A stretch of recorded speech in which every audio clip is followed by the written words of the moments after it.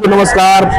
आप देख रहे पब्लिक फिल्म देखेंगे तो ज्यादा रुपया लगेगा, डरते हैं तो थोड़ा सा खुलासा कीजिए कितना रुपया लगा 4 लोगों को? हमें 4 लोगों की हमने 396 रुपए हम लोगों ने दिए हैं। हाँ, तो आप देखो 99 रुपए फिल्म के पड़ जाते हैं। 100 से भी कम, 1 रुपया कम पड़े 100 से। हाँ, और ज्यादा पैसा नहीं पड़ता है।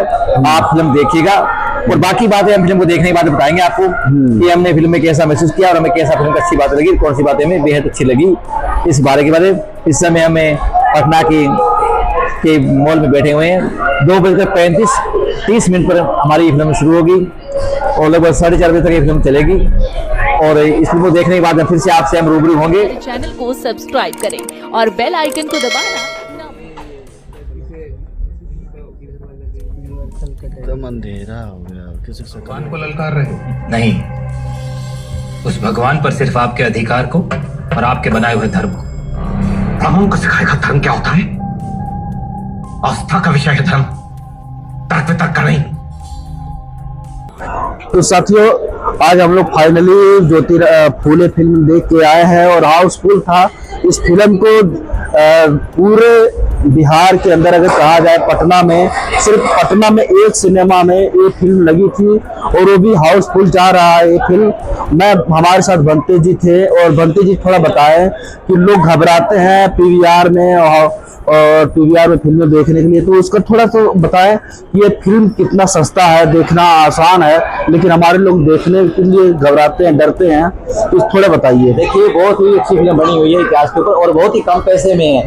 घबराने की कोई बात नहीं है, ज्यादा कोई कॉस्ट का चार्ज नहीं फिल्म का। मात्र 99 रुपए इसमें हमारा चार्ज लगा है, 100 रुपए मानो। तो 100 रुपए की बड़ी बात नहीं होती है। और 100 रुपए में जो चीज हमें सीखने को मिल रही है वो अद्भुत ज्ञान हमें मिल रहा है। और फूले मूवी है तो इतिहास को दर्शाती है, उस समय की संस्कृति दर्शाती है और इसी हमें प्रेरणा लेकर के हमारे देश में वो फिर से हमें शिक्षा प्रसार करने की आवश्यकता है। इसे अपने महापुरुषों में प्रतिष्ठा रखते हुए 150 रुपए या 200 रुपए भी इसको ज्यादा पड़ी अपने महापुरुषों के उस इतिहास को देखना चाहिए, भले कितना ही महंगा क्यों ना हो। क्योंकि उस समय देखो, ज्योतिबा फूले ने अपनी शिक्षा के प्रसार के लिए मात्र 35 बीघा जमीन में से 15 बीघा जमीन थी, उसमें शिक्षा के प्रचार प्रसार के लिए, स्कूल के लिए उन्होंने उसको बेच दी थी और शिक्षा के प्रसार के स्कूल खोला था। तो धन्यवाद से महापुरुष को, इन्होंने अपनी रोजी रोटी की परवाह नहीं करते हुए और संसार को जो शिक्षा की अलग जगाई, महिलाओं के प्रति, लड़कियों के प्रति, ऐसा महापुरुष को कोटि नमन करते हुए मैं भंते जी, मैं ये कहना चाहता हूँ कि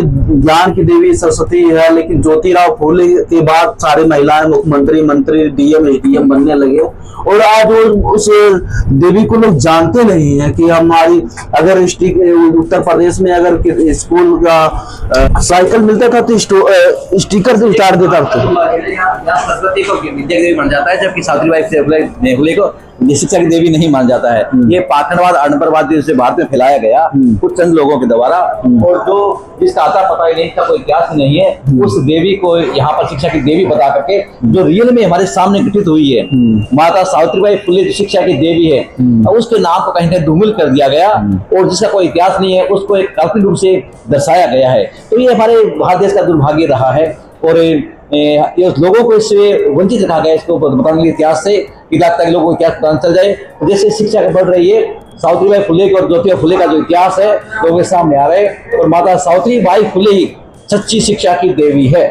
साथियों, इस फिल्म को देखने के लिए आप जहां भी हो तो ट्विटर पे करें कि इस फिल्म को लगे, ट्विटर पे ट्वीट करें, देश में आप हैं, जिस जिले में आप हैं, उस फिल्म को लगाने के लिए पूरी कोशिश करवाएं, क्योंकि डायरेक्टर को अगर फायदा होगा तो इस पर बहुजन मूवमेंट के नाम पे तमाम फिल्में और भी बनने की कोशिश की जाएगी। क्योंकि डायरेक्टर को अभी तक पता चला है 1 करोड़ का फायदा हुआ है। 800 सिनेमा, सैकड़ों में सिनेमा होगा, अगर सभी सिनेमा में अगर फिल्म चलने लगेगी तो डायरेक्टर को डायरेक्ट फायदा होगा और ये फिल्म से मजबूती मिलेगी और नई फिल्में बनाने की कोशिश करेंगे। तो आपको कैसा लगा ये वीडियो शेयर करें, लाइक करें, सब्सक्राइब करें। क्या कहना चाहेंगे, कैसी फिल्म? बहुत ही बेहतरीन फिल्म है और सोए हुए समाज को जगाने की, उस समय समाज को जगाया, आज भी समाज को जगाने की जरूरत है। उस समय इतना कास्टिज्म था, इतना हम लोग थे, उस समय उस महापुरुष ने अपनी मेहनत से और लोगों को जगाया। एक तारीफ काबिल है, पूजनीय है कोटि कोटि नमन ज्योतिबा फुले को, जो सात माता सावित्रीबाई फुले को शिक्षा की देवी, उनको भी साधुवाद। इन्होंने अंतिम श्वास तक ज्योतिबा का साथ दिया और उस महान क्रांतिकारी व्यक्ति को अब इसे हर इस देश के अंदर अपनी शिक्षा की जो अलग जगाई और जो महिलाओं के प्रति स्कूल खोले, बालिकाओं स्कूल खोलकर उन्होंने जो एक अद्भुत भारत पे काम किया, जो भारत के इतिहास में पूरा प्रतिबद्ध था भारत के अंदर। और विधवाओं के प्रति जो एक आश्रम खोल करके उनको अपना करके जो सम्मान महिला को दिया, वो पहला व्यक्ति है भारत के अंदर ज्योतिबा फुले, जो महात्मा ज्योतिबा फुले के नाम से जो इतिहास में उनका नाम दर्ज है। धन्यवाद इसे बाप उसको साधुवाद। लेकिन हमने देखा इस फिल्म का एक बार विशेष में बहुत बड़े पैमाने पर विरोध किया और कहा कि जो है हम लोगों का अपमान किया गया है। देखिए, सच्चाई दिखाना कोई अपमान नहीं है। उस समय में ज्योतिबा फुले के साथ क्या हुआ था, उन पे अटैक हुआ था, उन्हें मारने की धमकी दी गई थी, कई बार पे जानलेवा हमला भी हुआ था, मात्र शिक्षा के प्रसार प्रसार के। और जिन लोगों को भारत में शिक्षा प्रसार से जिनको तकलीफ होती थी, आज लोगों को वही कष्ट हो रहा है शिक्षा प्रसार प्रसार को लेकर के। तो सत्य दिखाना, इतिहास को सच्चाई के लोगों को सामने रखना, ये कोई बुरी बात नहीं है।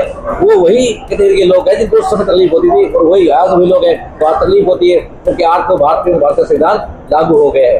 क्या कहना चाहेंगे, जिस तरह से पूरा हमने देखा कि सिनेमा में हाउसफुल था, तो विरोध के बावजूद भी लोग फिल्म को बहुत देख रहे हैं। देखिए, विरोध कौन लोग कर रहे हैं? विरोध कुछ चंद लोग विरोध कर रहे हैं, बाकी पूरे भारत के लोग हैं ज्योतिबा फुले को देखना चाहते हैं, इतिहास देखना चाहते हैं, वहाँ से प्रेरणा लेना चाहते हैं।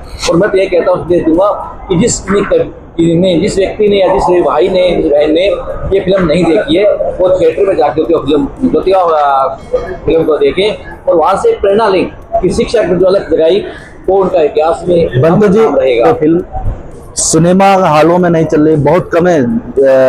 पटना की 1-2 हालों में चल रही है, गया में नहीं चल रहा है, बहुत जगह से यही है बस। तो क्या कहना चाहते हैं, ये फिल्म और भी लगना चाहिए और वो भी छोटी छोटी फिल्मों को क्या नाम है वो टैक्स फ्री कर दिया जाता है, लेकिन जो सावित्रीबाई फुले पे आधारित जो फिल्म है, ज्ञान की पहली, वो फिल्में क्यों नहीं टैक्स फ्री किया जा रहा है? ऐसी देखिए, यहाँ कहीं न कहीं कोई उसी कैटेगरी के लोग हैं और जो नहीं चाहते हैं।